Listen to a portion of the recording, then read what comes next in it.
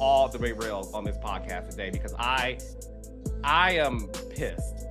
Robin admitting that she hid her story from the world on the show that pays you is a slap in the face to everyone involved, including the audience. And the fact that you have the audacity to go on your podcast to reveal this. We spent this entire half-assed season with these made-up storylines about Chris Bassett.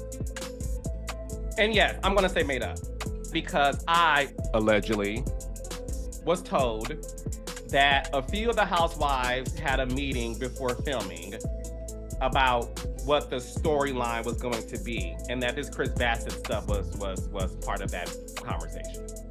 I've always said there was something off about this season, and now I know what it is. None of y'all are living your real life. When it comes to reality TV, the real drama doesn't always happen in front of the cameras. Sometimes, it brews quietly behind closed doors where contracts, secrets, and power struggles decide who stays and who goes. And this time, the storm has landed right on the doorstep of one of the biggest names in the industry, Carlos King. Known as the man who turned messy arguments into ratings gold, Carlos has built an empire on chaos, charisma, and controversy. But now, that empire seems to be crumbling right before everyone's eyes. Word has spread that Carlos King has officially been removed from one of his own shows, a shocking move that has both fans and insiders reeling. And at the heart of it all is one woman, Sagachi Williams. Once a breakout star under his production, she's now the name being whispered in every production office and reality TV boardroom. Her bold legal step didn't just shake Carlos's world, it forced the network to take action no one ever thought they'd see.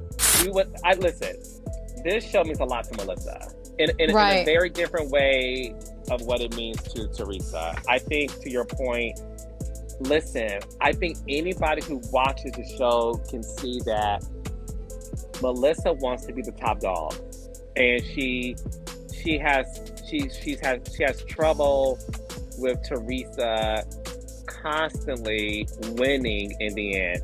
And this, I'm gonna tell you, it was the season where Danielle Staub, one of my favorites of all time. Yes, it was the season where Danielle Staub, unfortunately, Melissa, like, Teresa told me to pull the hair. What I saw was this excitement of Melissa getting the tea. Like, well, she did what? And I think of Melissa's mind, she was like, oh, baby, it's going down. But how did the man once called the king of reality TV fall so hard, so fast? And what really pushed the network to cut ties with the very person who helped build its biggest shows? Let's break down what's really going on behind this media storm that's turning into one of the biggest scandals reality TV has ever seen. Before the controversy erupted, Carlos King was untouchable. His name carried weight from Atlanta to Hollywood. He wasn't just another producer, he was the mastermind who had shaped some of television's most unforgettable moments. From The Real Housewives of Atlanta to Love and Marriage, Huntsville, Carlos had the rare gift of turning everyday life into must-watch television. Producers trusted his instincts. Networks fought to work with him. Cast members both feared and admired him. His shows didn't just entertain, they sparked conversations, created memes, and made stars out of ordinary people. But behind all that success, whispers had been circulating for years. Attorney is basically saying, if I'm in agreement to be in her presence or okay with having a conversation with her, it's okay. Some said Carlos pushed too far. Others claimed his sets were more like pressure cookers where emotions were manipulated for drama and tears were just another way to grab views. Still, no one ever dared to challenge him directly until Sogucci Williams. Sogucci entered the spotlight as a fan favorite on Belle Collective, one of Carlos's latest hits. Audiences loved her confidence, her style, and her honesty. But as the cameras rolled, things began to shift.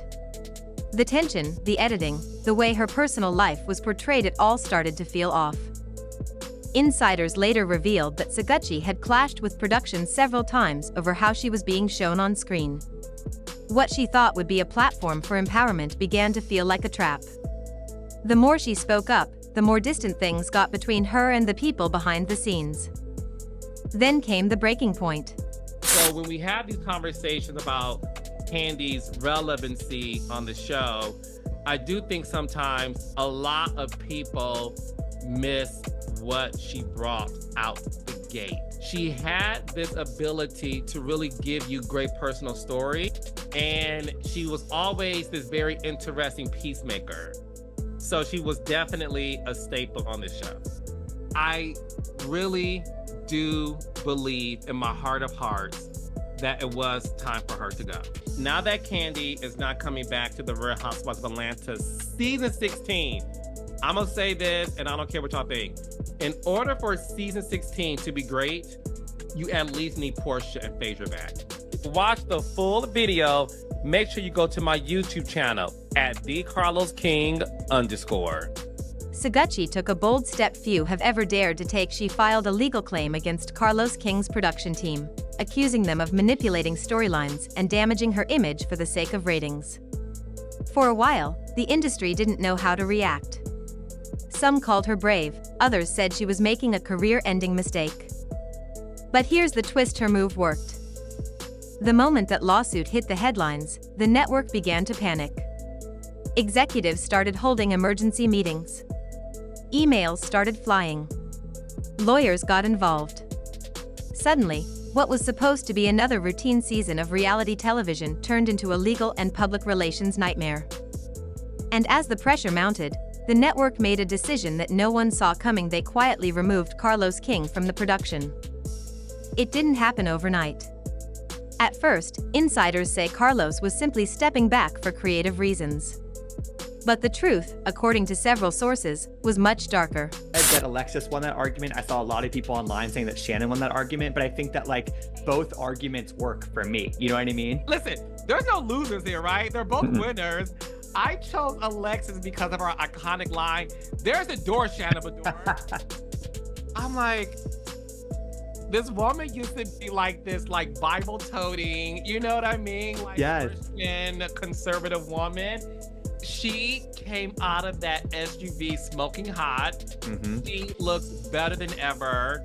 And I just appreciate that Alexis brought it. So Alexis won to me because of the iconic line, but also because she's not at all who I remember. And that's special. Executives wanted to distance the network from the controversy before it exploded further. They feared that keeping Carlos attached to the project could put everything at risk: the sponsors, the reputation, and the millions invested in upcoming episodes. Behind the scenes, it was chaos.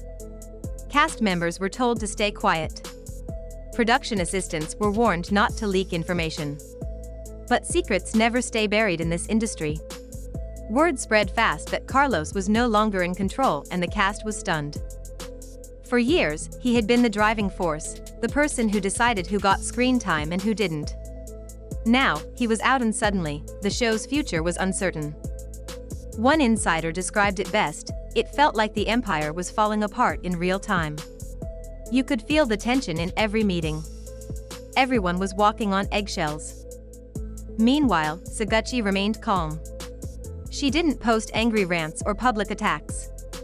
Instead, she let her legal actions do the talking. And that's what made her move even more powerful. Because while Carlos was trying to fight for his career in private, the public narrative was shifting. Fans began to rally around Sogucci, praising her for standing up against what they saw as a toxic reality TV system. Online discussions exploded. Viewers questioned how many other stars had been pushed to emotional breaking points for the sake of entertainment. And suddenly, Carlos King, once celebrated for his ability to create drama, became the face of everything people hated about the reality TV industry. The fallout was brutal. Networks that once competed to work with him started rethinking their deals. Advertisers grew hesitant. Even some of the stars who had worked closely with him began to distance themselves, posting vague messages about protecting your peace and knowing your worth. According to multiple sources, one major network executive said, "We can't afford to be associated with controversy right now. Not when everyone's watching." That statement alone was enough to seal Carlos's fate. Soon after, the official word came down: Carlos King was being removed from his role in production. The network would move forward under new creative direction. In the entertainment world, those are the words that quietly end careers. For someone who had built their life around being the architect of reality TV, it was a devastating blow. Behind the scenes, Carlos reportedly tried to fight back. His team pushed to frame the decision as a temporary break. But people who had worked closely with him said it didn't feel temporary at all. The tone was final. The meetings were tense. And the silence from the network was deafening. To make things worse, Sagachi's case had sparked a bigger movement. Former cast members from other shows began to speak out too, some anonymously, some openly. They described similar experiences: manipulated storylines, emotional pressure, and scenes designed to create conflict even when none existed. It became clear this wasn't just about one producer or one show. This was about an entire system being questioned. The industry had reached a turning point. For years, reality TV thrived on chaos, on pushing people to their emotional limits for entertainment. But after Sagachi's bold step and Carlos's downfall, that formula suddenly looked dangerous. Networks began quietly reviewing contracts, rethinking how far producers could go in controlling narratives. And for the first time, people started asking, where's the line between storytelling and exploitation? But while the industry tried to adapt, Carlos King faced the hardest chapter of his career. The same media that once celebrated his creative genius now painted him as the villain. Articles that used to praise his innovation now questioned his ethics. Friends described him as shocked and heartbroken. After decades of building a reputation as the man who gave people their big break, he now found himself being erased from the very shows he helped create. Still, not everyone turned against him. A small group of loyal supporters argued that Carlos was being unfairly targeted, claiming he was simply doing what producers have always done, creating drama to keep audiences hooked. They said he was being punished for something the entire industry has benefited from for years. But the reality was, the tide had already turned. Viewers no longer saw drama as harmless entertainment. They saw real people behind those tears. And once that perception changed, there was no going back. Sagachi's courage had opened the door for a new kind of conversation, one about fairness, respect, and the emotional cost of fame. She didn't just file a lawsuit. She started a movement. And ironically, it was the same kind of raw, emotional truth that Carlos had always tried to capture on camera, only this time, he wasn't behind the lens. He was the story. The emotional impact of this fallout has been immense. Insiders say some of Carlos's closest collaborators are struggling to process how quickly everything unraveled. Many believed he would always bounce back, no matter the scandal. But this time, the stakes feel different. The trust is gone. The reputation is cracked. And in an industry built on perception, that's everything. Carlos King has always been known for controlling the narrative. But now, he's watching his own story unfold without him, and it's one he can't edit, spin, or reframe. Behind the confident public image, those close to him say he's quietly reflecting on everything: the power, the pressure, the choices that led here. Some say he's angry. Others say he's humbled. But one thing's certain, this is the most defining moment of his career. As for Sagachi, her bold move has turned her into an unexpected hero for reality TV stars everywhere. She's now seen as the woman who dared to challenge the system, the one who proved that even the most powerful names in television can be held accountable. But even with her victory, she's been clear that it wasn't about revenge. According to those close to her, it was about standing up for herself, and for others who felt voiceless. And maybe that's why this story hits so deeply. Because it's not just about power, or fame, or lawsuits. It's about truth and the courage to speak it, even when the world tells you not to. Carlos King's removal from his own show marks more than the end of an era. It's a warning to an entire industry that has too often blurred the lines between entertainment and exploitation. For years, he built stories that made audiences feel something: anger, laughter, shock. Now, his own story is doing the same.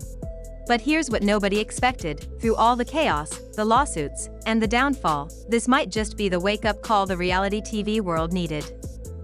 Because sometimes, it takes one person standing up to expose the cracks in a system everyone thought was unshakable.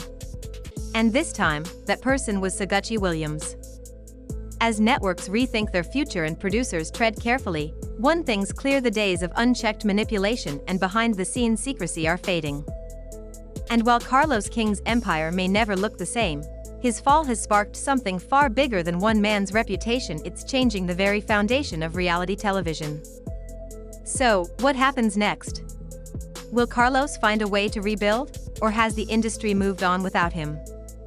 One thing's for sure: the crown he once wore so confidently now sits on uncertain ground. And the world of reality TV will never be the same again.